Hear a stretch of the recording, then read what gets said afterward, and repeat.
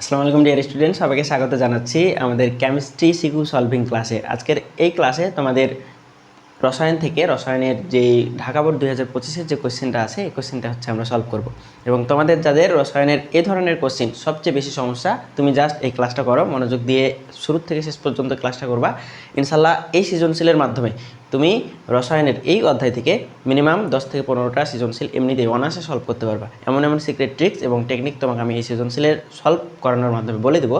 ইনশাল্লাহ তোমার সবচেয়ে বেশি হেল্পফুল হবে এই সৃজনশীল সলভিং ক্লাসটা। তো কোনোভাবে মিস দিবা না, অ্যান্ড যদি ভালো লাগে অবশ্যই ক্লাসটা বন্ধুদের মাঝে একটু ছড়িয়ে দিও, ঠিক আছে? ওকে, আসো তো চলো শুরু করি। দেখো, ঢাকা বোর্ড 2025-এ পড়ছে এবং তোমার উদ্দীপকে কী দেওয়া আছে, একটা মৌল দেওয়া আছে এক্স ওয়াই জেড। এগুলো হচ্ছে প্রত্যেকটা তিনটা মৌল এবং পারমাণবিক সংখ্যা দেওয়া আছে 8, 12 এবং 15।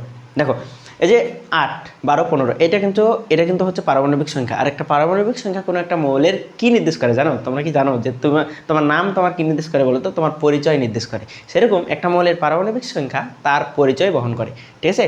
এবং এই পরিচয়ের সাহায্যে আমরা বলে দিতে পারবো কোন মৌলটা কি। দেখো, 8 মানে আমরা বলে দিতে পারবো এই মৌলটা হচ্ছে তোমার কি, অক্সিজেন। এবং 12 মানে বলে দিতে পারবো এই মৌলটা হচ্ছে আমাদের ম্যাগনেসিয়াম, তাই না? জাদুর বক্সের মতো মনে হচ্ছে না? সো দেখো, এবার দেখো 15 মানে কি বলতে পারবো আমরা, হচ্ছে এই মৌলটা বলে দিতে পারবো এটা হচ্ছে একটা ফসফরাস মৌল, তাই না?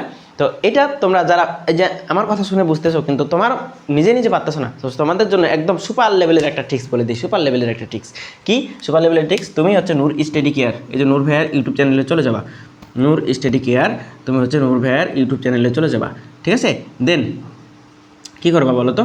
দেন তুমি প্লেলিস্ট অপশনে যাবা। প্লেলিস্ট অপশনে যাবা, প্লেলিস্ট অপশন। সো এই অপশনে গিয়ে তুমি হচ্ছে কি করবা, basic to premium, chemistry basic to premium, এই জায়গায় যাবা। প্লেলিস্ট অপশনে গেলেই তুমি পাবা। ওইখানে দেখবা আমাদের ফাউন্ডেশন লেকচার আছে দুইটা ফাউন্ডেশন লেকচার আছে দুইটা। এবং এই দুইটা লেকচার তুমি যদি করো 100%, তোমাকে একদম 100% গ্যারেন্টি দিয়ে আমি তোমাকে বলতে পারি, বাংলাদেশে এই লেভেলের ইউনিক কেমিস্ট্রি ক্লাস তুমি কোথাও পাবা না। তুমি তোমার হাতেই ফোনটা আছে, তোমার ইউটিউব চ্যানেল, তুমি তোমার ইউটিউবে গিয়ে সারাদিন খোঁজাখুঁজি করো, আগে আমার ক্লাসটা করো, দেন হচ্ছে তুমি সারাদিন ওই ধরনের ক্লাস সারাদিন খুঁজবা, ইনশাল্লাহ তুমি পাবা না, ঠিক আছে? এবং তুমি সবচেয়ে সহজে লাইফের ওয়ান অফ দ্য বেস্ট একটা ক্লাস তুমি করবা। কেমিস্ট্রি তোমার যদি সবচেয়ে বেশি ঝামেলা মনে হয়, সবচেয়ে কঠিন যদি সাবজেক্ট মনে হয়, তোমাকে 100% চ্যালেঞ্জ দিয়ে আমি বলতেছি, তুমি জাস্ট ক্লাস 2টা করো এবং এর চেয়ে তোমার প্রিয় সাবজেক্ট আর কোনোটাই হবে না, এটা তুমি 100% শিওর থাকতে পারো, ঠিক আছে? সো তোমার যদি হেল্পে আসি, অবশ্যই তুমি এখান থেকে ক্লাস করে তুমি তোমার সাহায্যটা, তুমি তোমার জায়গাটা অবশ্যই সলভ করে নেবে, ঠিক আছে? এবং তোমার লাইফের যে one of the best class, তুমি এটা ফিল করতে পারবা। সো চলো সলভ করি ক্লাসটা, আজকের কোশ্চেনটা আমরা সলভ করি। আসো, কি বলতেছে আমাদের? প্রথমত এক্স ওয়াই জেড প্রতীকী অর্থে ব্যবহৃত এবং রসায়ন কাকে বলে, এগুলো আমি নাই বলি। আচ্ছা, তাও বলে দিই, বিজ্ঞানের যে শাখায় আমাদের হচ্ছে বিভিন্ন পদার্থের গঠন, তারপরে রাসায়নিক বিক্রিয়া, তারপরে হচ্ছে অভ্যন্তরীণ ভৌত অবস্থা নিয়ে আলোচনা করা হয়, সেটা হচ্ছে আমাদের রসায়ন। এটাই রসায়ন, ঠিক আছে? আলাদা কিচ্ছু না। এটা আয়োডিনের তরল অবস্থা নেই কেন? আয়োডিন হচ্ছে একটা ঊর্ধ্বপাতিত পদার্থ। 2 নম্বর অধ্যায় বাবা, আয়োডিন একটা ঊর্ধ্বপাতিত পদার্থ। তো ঊর্ধ্বপাতিত পদার্থের একটা বৈশিষ্ট্য কি? ঊর্ধ্বপাতিত পদার্থের সংজ্ঞাটাই হচ্ছে তোমার, যে সকল পদার্থ কঠিন থেকে তরলে পরিণত হয় না, অনায়াসে কঠিন থেকে একদম বাষ্পে পরিণত হয়, তো এই পদার্থগুলোকে বলা হয় ঊর্ধ্বপাতিত পদার্থ। এবং আমি হচ্ছে টেকনিক দিয়ে খুব সুন্দর করে বুঝাইছি। তোমরা যদি আমার বেসিক টু প্রিমিয়াম ক্লাস করতে চাও, তো ওই অধ্যায়ের ক্লাস কিন্তু আমাদের ইউটিউব চ্যানেলে দেওয়া আছে। সেম প্রসিডিউর, সেম কাজ। কোথায় যাবা? নূর স্টাডি কেয়ার চ্যানেলে যাবা, প্লেলিস্টে যাবা, তারপর বেসিক টু প্রিমিয়াম কেমিস্ট্রি 2য় অধ্যায়ের ক্লাসগুলো করে নিবা, ঠিক আছে? তাহলে দেখবা অনায়াসে ইনশাল্লাহ তুমি 100% তোমার বেসিক সহ ক্লিয়ার করে নিতে পারবা। ওকে, সো আসো আমরা দুটা কোশ্চেনের সলভ আমরা করে ফেলছি। অ্যান্ড হচ্ছে গ নম্বর উদ্দীপকের জেড মৌলটির 10টি পরমাণুর ভর নির্ণয় করতে হবে। জেড মৌলটির 10টি পরমাণুর ভর নির্ণয় করতে হবে, এটা হচ্ছে কোশ্চেন, ঠিক আছে? সো আগে আমরা একটি পরমাণুর ভর নির্ণয় করবো, দেন হচ্ছে আমরা 10টি পরমাণুর ভর নির্ণয় করার ট্রাই করবো, ঠিক আছে?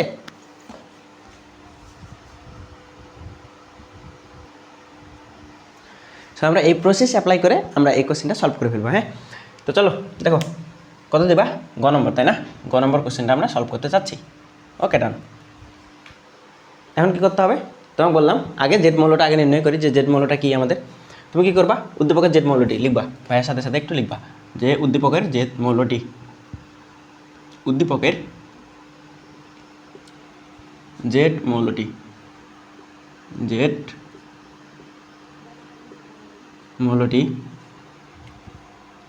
মৌলটির পারমাণবিক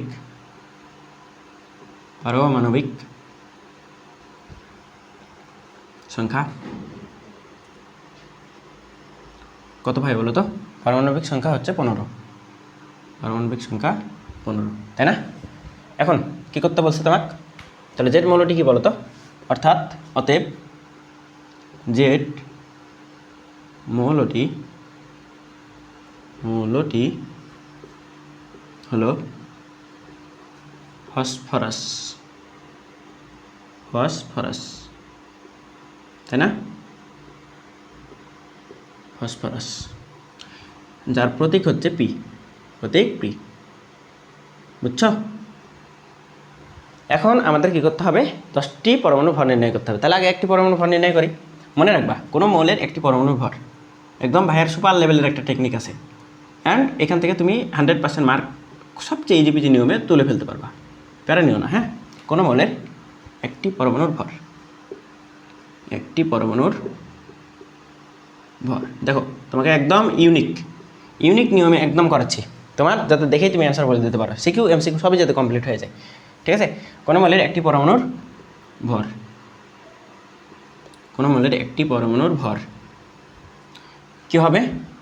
এটা সমান আমরা লিখতে পারবো ওই পরমাণুর নিজের ভর,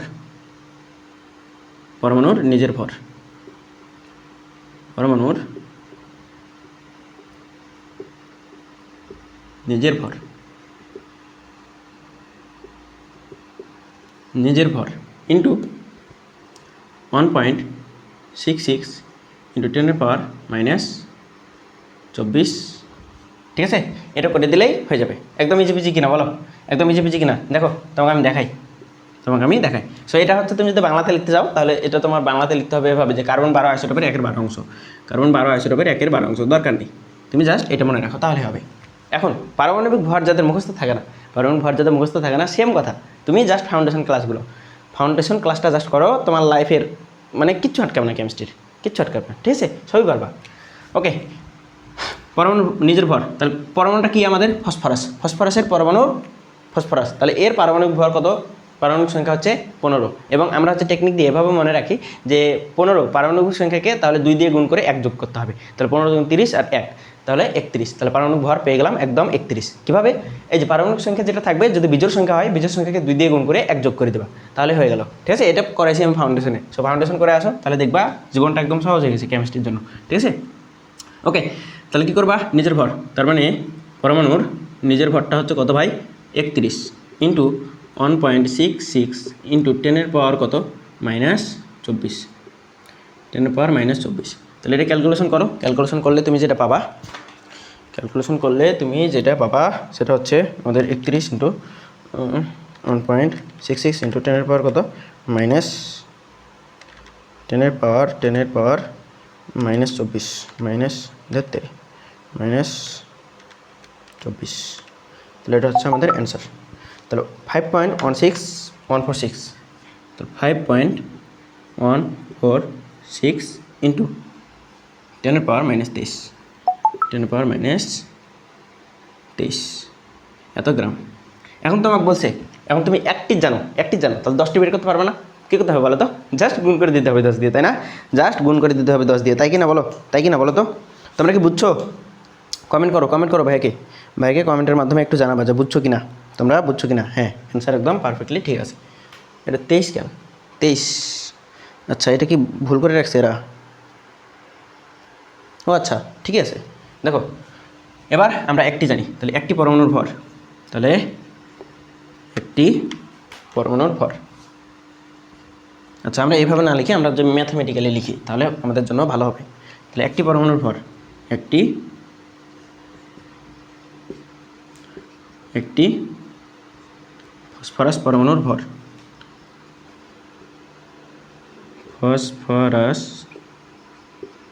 ফসফরাস পরমাণুর ভর কত পাইলাম ভাই? দেখো তো কত পাইছি আমরা, হচ্ছে 5.16 পাইছি, তাই না? 5.146 ইন্টু 10⁻² কত? 10⁻−23, 10⁻−23। তাহলে অতএব কী দেবে বলো তো? তুমি অতএব 10 বলছে না, সো তোমরা যদি 100 বলতো 100 দিতা, 10 বলছে 10 দিবা, সিম্পল। তাহলে এটা হবে 5.146 ইন্টু 10 এর পাওয়ার কত -23, এটা গুণ করে দিবা কত দিয়ে 10 দিয়ে, গুণ করে দিবা 10 দিয়ে, তাহলে কী হবে জাস্ট এটা 22 হয়ে যাবে। তাহলে 5.146 ইন্টু 10 এর পাওয়ার তখন -22 এত গ্রাম। সো এটা হচ্ছে আমাদের গ নম্বরের অ্যান্সার, একদম ইজি পিজি নিয়ম। ওকে, তাহলে যদি তোমার কাছে ইজি পিজি লাগে ভাইয়ার নিয়মটা, তাহলে অবশ্যই কমেন্টে তুমি ইজি পিজি কমেন্ট করে দিবা, ঠিক আছে? ওকে, ডান। এবার পরবর্তী কোশ্চেন দেখো কি বলতেছে, দেখো তো গ নম্বর, XYZ মৌল তিনটির ইলেকট্রন আসক্তির ক্রম বিশ্লেষণ করতে বলছে। এই কোশ্চেনটা যে তোমার জন্য কত ইম্পর্টেন্ট, মানে তুমি জাস্ট কল্পনা করতে পারবে না, ঠিক আছে? সো আমরা জাস্ট ঘ নম্বরে চলে আসছি, তাই না? সো এবার হচ্ছে তুমি কী দিবা, ঘ নম্বর দাও, নম্বর দিবা ঘ। সব কিছু কি ক্লিয়ারলি দেখা যাচ্ছে বলো তো? ক্লিয়ারলি কি সব কিছু দেখা যাচ্ছে? হ্যাঁ, ক্লিয়ার। ওকে, সো উদ্দীপকের XYZ, তাহলে লিখবা উদ্দীপকের XYZ মৌলগুলো, উদ্দীপকের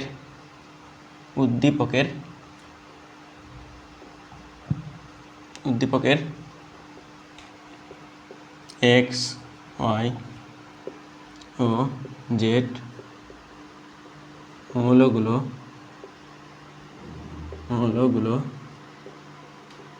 যথাক্রমে কি বলতো, এটা আমাদের মৌলগুলোর পারমাণবিক সংখ্যা। আচ্ছা, মৌলগুলোর পারমাণবিক সংখ্যা দাও, তার মৌলগুলোর পারমাণবিক সংখ্যা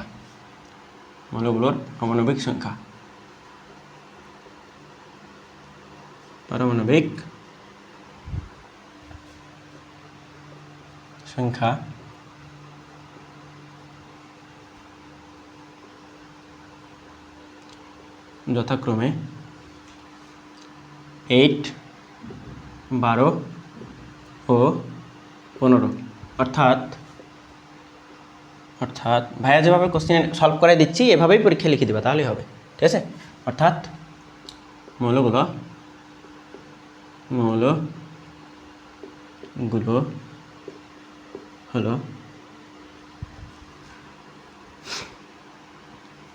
হলো প্রথমটা অক্সিজেন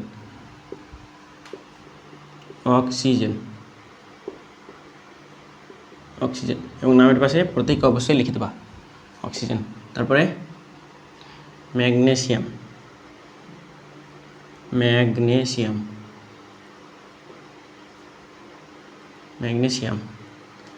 কারো আবার প্রিয় ওয়ার্ড ইবনেসিয়াম নাকি, আবার এটা কিন্তু ওই ইবনেসিয়াম না, এটা হচ্ছে ম্যাগনেসিয়াম, বুঝছো? তাহলে এটা হচ্ছে AMG, এটা হচ্ছে আমাদের ম্যাগনেসিয়াম। ও পরবর্তীতে লাস্টলি কি, ফসফরাস।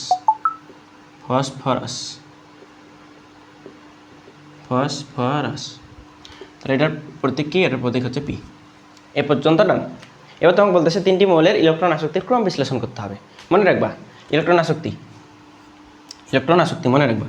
তাহলে ইলেকট্রন আসক্তির এই কোশ্চেনগুলো যদি সলভ করতে হয় তাহলে তুমি মনে রাখবা প্রথমত আগে প্রত্যেকটা মৌলের ইলেকট্রন বিন্যাস করতে হবে। যদি তোমরা ইলেকট্রন বিন্যাস না পারো তাহলে আমার বেসিক টু প্রিমিয়াম কোর্সের ক্লাস আছে, ওই কোর্সে তোমার ইলেকট্রন বিন্যাসের একটা আলাদাই ভিডিও দেওয়া আছে তোমার বস নিয়মের, ওইটা জাস্ট করবা। তুমি ইলেকট্রন বিন্যাস একদম 118 নম্বর মৌল পর্যন্ত তুমি হচ্ছে মাত্র 30 সেকেন্ডেই করে ফেলতে পারবা, ঠিক আছে? বিশ্বাস না হলে ওই ভিডিওটা দেখবো জাস্ট। ওকে, সো দেখো তাহলে প্রথম অক্সিজেন পারমাণবিক সংখ্যা 8। তাহলে প্রত্যেকটা মৌলের ইলেকট্রন বিন্যাস করে পাই, লিখবা প্রত্যেকটা মৌলের ইলেকট্রন বিন্যাস করে পাই। তারপরে তুমি লিখবা এই যে এস বা তোমরা যেটা স্বাচ্ছন্দ্য বোধ করো। আমার বস নিয়ম আগে শিখবা, তারপরে ভাইয়ের নিয়মে আসবা, ঠিক আছে? সো 1s 2s 2p, তাই না? তাহলে এখানে থাকবে 2টা, এখানে থাকবে 2টা, অ্যান্ড এখানে থাকবে 4টা। ওকে, সাথে সাথে কী করবা, পর্যায় নির্ণয় করে নেবা। পর্যায় পাশে লিখবা পর্যায়টা কত ভাই? পর্যায় কি? কোন একটা মৌলের পর্যায় হচ্ছে সর্বশেষ শক্তি স্তরে যে ইলেকট্রন, সর্বশেষ শক্তি স্তরটাই তোমার পর্যায় নির্দেশ করে। এবং গ্রুপ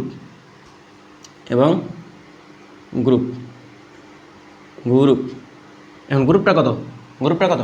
গ্রুপ হচ্ছে কোন একটা মৌলের সর্বশেষ শক্তি স্তরে যদি পি অরবিটাল থাকে, পি অরবিটালের ইলেকট্রন সংখ্যা এবং তার পূর্বে এস অরবিটালের ইলেকট্রন সংখ্যা যোগ করে তার সাথে 10 যোগ করতে হয়, তাই না? তাহলে এই যে 4 আর 2 6, 4 আর 2 6, 6 এর সাথে 10 যোগ কত হয় 16, 6 এর সাথে কত যোগ 16, ঠিক আছে? যারা বোঝা নাই দেখো, প্রথমে 2 যোগ 4 প্লাস হচ্ছে 10 সমান সমান কত পাবা ভাই?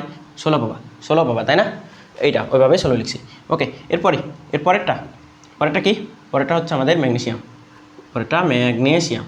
তাহলে ম্যাগনেসিয়াম, ওকে, তাহলে এটা 12, তাহলে 1s 2s 2p, ঠিক আছে? তাহলে এই 2, তারপরে এটা কত? 1s 2s 2p 3s, তাহলে এটা হবে 6, মানে 10, 10 আর 2 12, তাহলে এটা হচ্ছে আমাদের কত বলো তো? 12। তাহলে এবারে তুমি কী লিখবা? পর্যায় লিখবা, পর্যায় লিখে দিবা। তাহলে পর্যায়টা কত? পর্যায় হচ্ছে সর্বশেষ শক্তি তার মানে 3, এবং গ্রুপ কত ভাই? গ্রুপটা হচ্ছে সর্বশেষ শক্তি স্তরে যদি এস অরবিটাল থাকে ওই অরবিটালে ইলেকট্রন সংখ্যায় হচ্ছে তার গ্রুপ, তাই না? তাহলে এটা হচ্ছে 2, তাহলে এটা হচ্ছে আমাদের 2। ওকে, ডান। ওকে, এবার আমাদের হচ্ছে ফসফরাস। তাহলে ফসফরাস হচ্ছে 15, ফসফরাস 15, তাহলে 1s 2s 2p 3s, তাই না? তাহলে 2 4 10 12, 1s 2s 2p 3s 3p, তাহলে 3p এখানে কত? 3টা, তাহলে 3p। ওকে, সর্বশেষ শক্তি স্তর কত? 3, তাহলে পর্যায় কত? পর্যায় 3, পর্যায় কত ভাই? পর্যায় হচ্ছে 3, পর্যায় 3। যারা বুঝতেছো না আমার ফাউন্ডেশন লেকচার করবা, তার সাথে সাথে বেসিক টু প্রিমিয়ামের অলরেডি সবগুলো ক্লাসই দেওয়া আছে, তুমি করে নিবা এই অধ্যায়ে, ঠিক আছে? ওকে, এবং গ্রুপ কত? গ্রুপ কত ভাই? গ্রুপ হচ্ছে সর্বশেষ শক্তি স্তরে যদি পি অরবিটাল থাকে, পি অরবিটালের সাথে কি এস, পি অরবিটালের সাথে এস, তার সাথে 10 যোগ করতে হবে, তাহলে 3 2 5, 5 আর 10 15, তাহলে এটা হবে 15, ঠিক আছে? তাহলে প্রত্যেকটা মৌলের আমি হচ্ছে গ্রুপ নির্ণয় করছি, পর্যায় নির্ণয় করছি, পর্যায় নির্ণয় করছি। তাহলে দেখো কারোরই গ্রুপ ঠিক নেই, 16 2 15, 16 2 15, প্রত্যেকটার গ্রুপ আলাদা এবং পর্যায়ও আলাদা। তাহলে আমাকে হচ্ছে কী করতে হবে? ইলেকট্রন বিন্যাসের ক্রম নির্ণয় করতে হবে। তাহলে ইলেকট্রন বিন্যাসের ক্রম নির্ণয় করলে আমার আগে লাগবে আকারের ক্রমটা যদি আমি বোঝা যায়, তাহলে আকারের ক্রমের বিপরীত হচ্ছে ইলেকট্রন বিন্যাসের ক্রম, ঠিক আছে? সো আকারের ক্রমটা আমি বিশ্লেষণ করি। তাহলে উদ্দীপকের ইলেকট্রন বিন্যাস তো দেখা যায়, লিখবা ইলেকট্রন বিন্যাস হতে দেখা যায়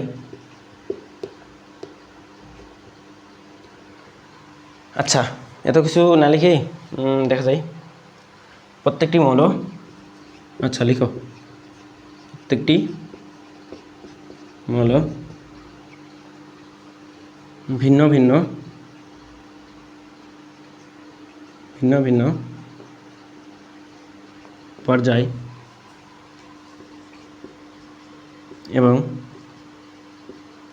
এবং গ্রুপে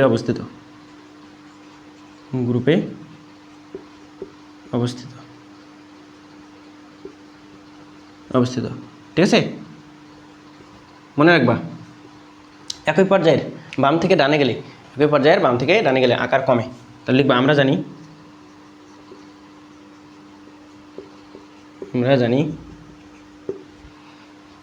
একই পর্যায়ের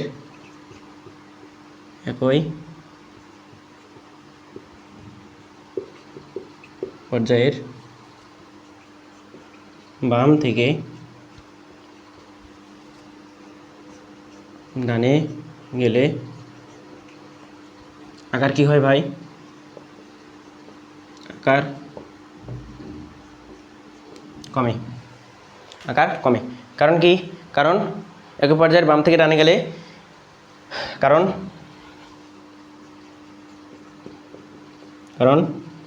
বাম থেকে ডানে পারমাণবিক সংখ্যা বাড়ে, কিন্তু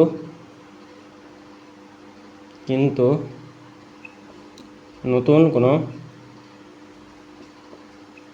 শক্তি স্তর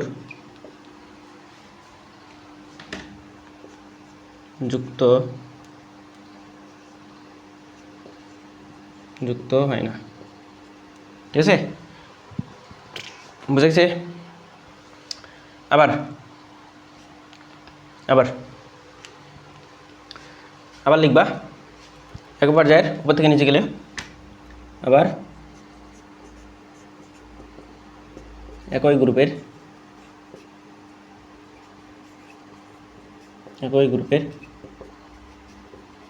উপর থেকে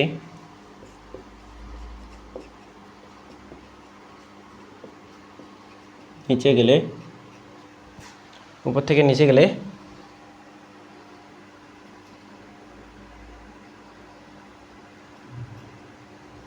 আকার বাড়ে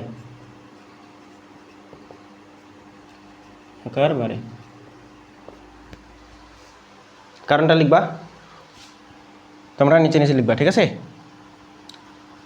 কারণ উপর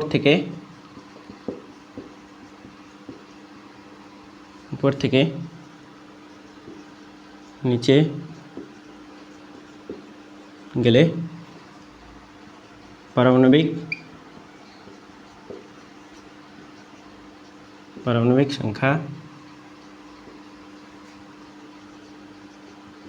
বাড়ার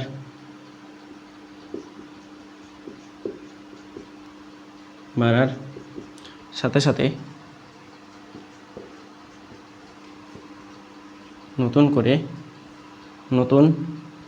একটি করে শক্তি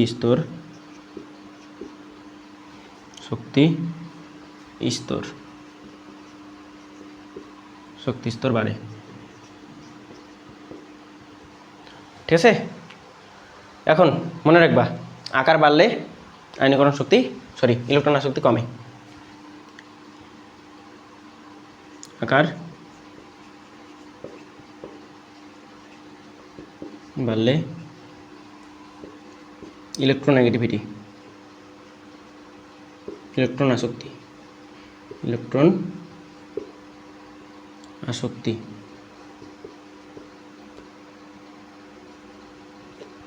আসক্তি কমে। আকার বাড়লে ইলেকট্রন আসক্তি কমে, ঠিক আছে? তাহলে অতএব তুমি মৌলগুলো দেখবা দিয়ে ইলেকট্রন বিন্যাসের ইলেকট্রন আকারের ক্রম, ইলেকট্রন আসক্তির ক্রম লিখতে পারবা নাকি পারবা না? এবার বলো তো, লিখতে পারবা? ইলেকট্রন আসক্তির ক্রমটা কীরকম হবে দেখা যাচ্ছে তো ক্লিয়ার, তাই না? ওকে, তাহলে অতএব কী লিখবা? ইলেকট্রন আসক্তির ক্রম। অতএব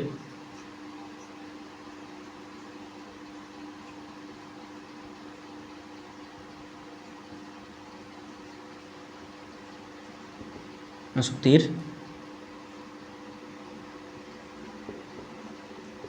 ক্রম কী হবে? প্রথমে অক্সিজেন, তারপরে ফসফরাস।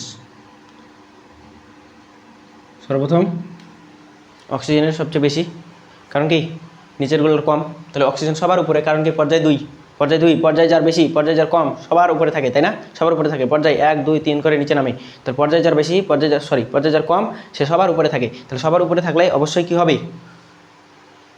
ইলেকট্রন আসক্তি বেশি হবে, কারণ নিচে নামলেই আকার বেড়ে যায়, আকার বেড়ে গেলে ইলেকট্রন আসক্তি কমে যাবে, তাই না?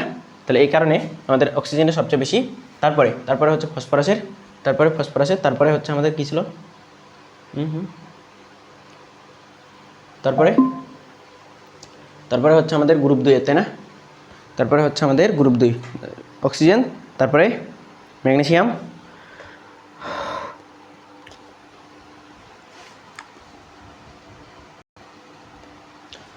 অক্সিজেনের পরে ফসফরাস, তাই না? অক্সিজেনের পরে ফসফরাস এবং তারপরে কি? ম্যাগনেসিয়াম, এটাই হয়ে গেল আমাদের ইলেকট্রন বিন্যাসের ক্রম। তাহলে এটা পারবে না বলো তো? একদম ইজি পিজি টাইপ, সবচেয়ে সহজ নিয়ম, ঠিক আছে? এখন যারা বোঝো নাই ব্যাখ্যাটা দিছি। এখন হচ্ছে এটার কারণটা কি, যে উপর থেকে নিচে আকার কেন বাড়ে, আকার কেন কমে, আর বাম থেকে ডানে গেলে আকার কেন কমে যায়, আকার কেন বেড়ে যায়, এই জিনিসগুলো যারা বোঝো নাই দেখো, তখন আমি জাস্ট সহজ সিম্পল এটা যারা বুঝছো তাহলে এটা মূলত তুলে নেবা। তারপরে আমি তোমাকে জাস্ট থিমটা বুঝাই দিই যে কাহিনিটা কেন ঘটে, এটা মূলত কেন হয়। তখন বাম থেকে ডানে গেলে আকার কেন কমে যায়, নিউক্লিয়াস কেন বড় হয়ে যায়, কেন ছোটো হয়ে যায়। দেখো তোমাকে আমি বললাম, ধরো এটা একটা বাসা, ঠিক আছে? এটা একটা বাসা, এটা মনে করো আরও একটা বাসা, ঠিক আছে, পাশাপাশি দুইটা বাসা। তোমার মনে করো এই জায়গায় মনে করো এখানে হচ্ছে মারামারি হচ্ছে, কোনোভাবে সংঘর্ষে লিপ্ত হয়েছে, ঠিক আছে। এই মনে করো এগুলো লোকজন, এখানে মনে করো 4 জন মারামারি করতেছে, আর এখানে মনে করো 3 জন মারামারি করতেছে, 3 জন। তাহলে কোথায় ক্ষয়ক্ষতি বেশি হবে বলো তো? কোথায় সংঘর্ষ বেশি হবে? কোথায় ধ্বংস বেশি হবে? যেখানে লোক সংখ্যা বেশি সেখানে ধ্বংস বেশি হবে, তাই না? এখন আসো পরমাণুতে আসো। ধরো অক্সিজেন আর হচ্ছে তোমার ফসফরাস, অক্সিজেন আর হচ্ছে ফসফরাস। তাহলে এটার পারমাণবিক সংখ্যা কত? 8। এটার পারমাণবিক সংখ্যা কত? 15। পারমাণবিক সংখ্যা 15। এখন দেখো অক্সিজেনের পর কী আছে ভাই? অক্সিজেনের পর আমাদের অক্সিজেন, নাইট্রোজেন, অক্সিজেন, ফসফরাস, তাই না? ফসফরাসের হচ্ছে 9। তাহলে একই পর্যায়ে বাম থেকে ডানে গেলে এই যে এরকম বইয়ে একটা চিত্র আছে দেখবা, বাম থেকে ডানে গেলে আকার ছোট হয়, কিন্তু উপর থেকে নিচে আসলে আকার বড় হয়। কারণটা কি? কারণ হচ্ছে যখন দেখবা এই যে পারমাণবিক সংখ্যা যত বেড়ে যাচ্ছে, তার মানে সংঘর্ষ বেশি লিপ্ত হচ্ছে। কে? নিউক্লিয়াসে কে থাকে? প্রোটন থাকে। এবং নিউক্লিয়াসের বাইরে আমাদের কি থাকে? ইলেকট্রন থাকে। এখানে মনে করো প্রোটন থাকে, এখানে প্রোটন, এবং এখানে কি নিউক্লিয়াস থাকে। তাহলে এখানে যদি 11টা প্রোটন থাকে, ধরো সোডিয়ামের ক্ষেত্রে বা ফসফরাসের ক্ষেত্রে, এখানে যদি 9টা প্রোটন থাকে, এখানে 9টা কি থাকবে? ইলেকট্রন থাকবে, 9টা ইলেকট্রন থাকবে। এবং এইটা হয় প্লাস, এটা হয় মাইনাস, তাই না? তখন প্লাস মাইনাস পরস্পরের সাথে সংঘর্ষে লিপ্ত হয়ে কী হবে? বেশি পরিমাণে অ্যাটাক হবে এই জায়গায়, তাই না? বেশি পরিমাণে আকর্ষণ বিকর্ষণ কাজ করবে। এখন তোমাকে যদি আমি হিলিয়ামের কথা বলি, হিলিয়ামে ধরো এখানে তো হচ্ছে 2টা ইলেকট্রন আছে, 2টা হচ্ছে প্রোটন আছে এই জায়গায় হচ্ছে 2টা প্রোটনও আছে। তাহলে এটা হচ্ছে তোমার মনে করো হিলিয়াম, এবং 2টা ইলেকট্রন আছে এই জায়গায়। তাহলে এখানে দেখো তো, এখানে যতটা বেশি স্টেবল বা আকর্ষণ বিকর্ষণের মান যতটা বেশি হওয়ার কথা, তার চেয়ে বেশি এখানে হবে না। তাহলে যেখানে সংখ্যা বেশি সেখানে মারামারি বেশি। এই কারণে দেখবা, এই কারণে এর নিউক্লিয়াসটা আকারে ছোট হয়ে যায়। এই নিউক্লিয়াসের আকারটা ছোট হয়ে যায়। মারামারি হলে তো ক্ষতি হবে, তাই না? তাহলে এই কারণে নিউক্লিয়াসের আকারটা ছোট হয়। নিউক্লিয়াসের আকার যখন ছোট হয় তখন তো তার নিজস্ব আকারটা ছোট হয়ে যাচ্ছে, তাই না? এ কারণে দেখবা বাম থেকে ডানে যতই যাবে তার আকার, পারমাণবিক সংখ্যা বেড়ে যাওয়ার ফলেও তার আকারটা কমে যাবে। কারণ কি? মনে রাখবা এটাই, ভাইয়ের কথাটা একটু টেকনিক মনে রাখবা, যে যত বেশি লোক সংখ্যা তত বেশি মারামারি, জনসংখ্যা যত বেশি তত বেশি মারামারি হয় এবং তত বেশি ক্ষয়ক্ষতি হয়, এবং তাদের স্টেবিলিটি ধ্বংস হয়, ঠিক আছে? এখন উপর থেকে নিচে গেলেও তো ঘুরে পারমাণবিক সংখ্যা বাড়ে। যেমন তোমার মনে করো, এটা যদি তোমার মনে করো যে লিথিয়াম 3 হয়, তাহলে সোডিয়ামের ক্ষেত্রে এখানে তো 11 হয়। তাহলে এখানে কেন ভাই আকারটা বড় হচ্ছে? এখানে কাহিনীটা হচ্ছে, তুমি যেভাবে চিন্তা করতেছো, ধরো একই পর্যায়ের ক্ষেত্রে যে পারমাণবিক সংখ্যা বাড়লেও তাদের পারমাণবিক সংখ্যা বাড়ার সাথে সাথে প্রোটন সংখ্যা বাড়ে, ইলেকট্রন সংখ্যা বাড়ে, পরস্পরের সাথে সংঘর্ষে লিপ্ত হয়ে আকারটা ছোট হচ্ছে। এখন এখানেও তো সংখ্যাটা বেড়ে যাচ্ছে, মানে 3 থেকে 10, 11। তাহলে এখানেও তো সংখ্যাটা ছোট হওয়ার কথা, কিন্তু আলটিমেট দেখো তো একই পর্যায়ে যখন থাকো তখন ওখানেই থাকো, ঘর কিন্তু যুক্ত হয় না, নতুন কোনো শক্তিস্তর যুক্ত হয় না। কিন্তু উপর থেকে যতই নিতে যাবা, এখান থেকে এখানে আসলে একটা নতুন শক্তিস্তর যুক্ত হয়ে যায়, এখান থেকে এখানে আসলে আরও একটা নতুন শক্তিস্তর যুক্ত হয়ে যায়। এ কারণে দেখো যতটা ছোট হওয়ার কথা তার চেয়ে বেশি পরিমাণে বেড়ে যায় একটা নতুন শক্তিস্তর যুক্ত হওয়ার কারণে, ঠিক আছে? সো এই জিনিসটাই আশা করি বুঝছো এবার, ক্রিস্টাল ক্লিয়ার। অ্যান্ড ফাইনালি আমাদের ঢাকা বোর্ড 2025 যে কোশ্চেনটা আসলে একদম A to Z সব কিছু ইচ অ্যান্ড এভরিথিং বুঝিয়ে দিচ্ছি, ঠিক আছে? সো এই ধরনের ভিডিও যদি ভালো লাগে অবশ্যই নূর স্টাডি কেয়ারের সাথেই থাকবা। ইউটিউব চ্যানেল এবং ফেসবুক পেজটাকে অবশ্যই সাবস্ক্রাইব এবং ফলো দিয়ে বন্ধুদের মাঝে ছড়িয়ে দেবা। ভালো থাকো সবাই, সুস্থ থাকো, আল্লাহ হাফিজ।